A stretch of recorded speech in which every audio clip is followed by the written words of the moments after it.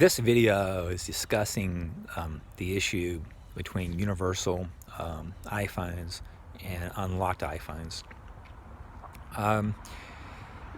Universal iPhones are different than an unlocked iPhone. An unlocked iPhone, you can actually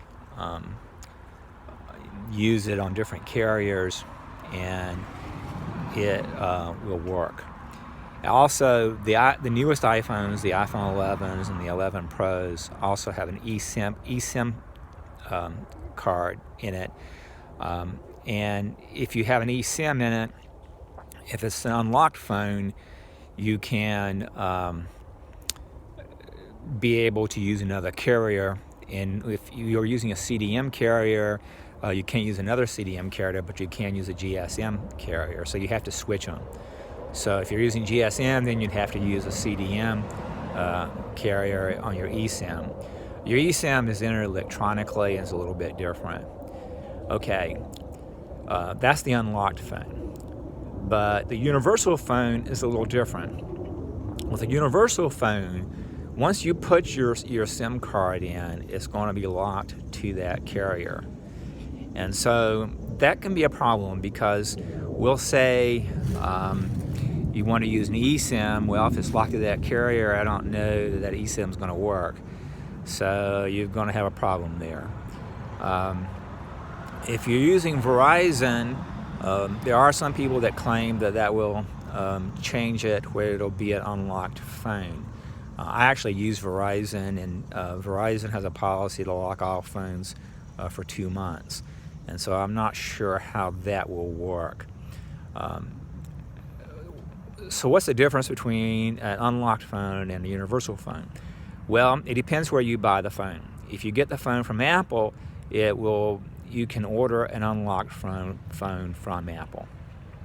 And so that is supposedly the only way that I understand to get an unlocked phone. If you go to Best Buy and you get something that they call an unlocked phone, it will be a universal phone. And so the ones that Best Buy sells will be universal. And so once it will work on any network.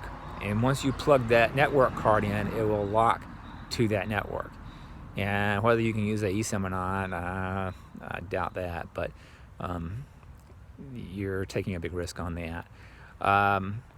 It would probably be better, even if you bought one at Best Buy, to stick a Verizon SIM card in first before you stick another SIM card in. There's one YouTube channel that claims that would help, but I'm not real convinced of that either. But it's probably worth trying. It's about as good as anything. It might be better if it's a Verizon SIM card that's not actually activated, but I don't know about that.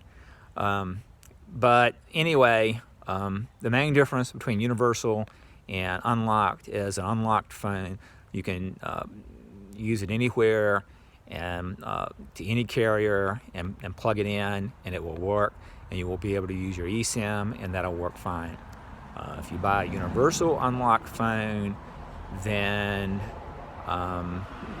it's going to lock to the first carrier that you put it in the SIM card into, and I don't know if you're going to be able to use the eSIM or not, at least for a while.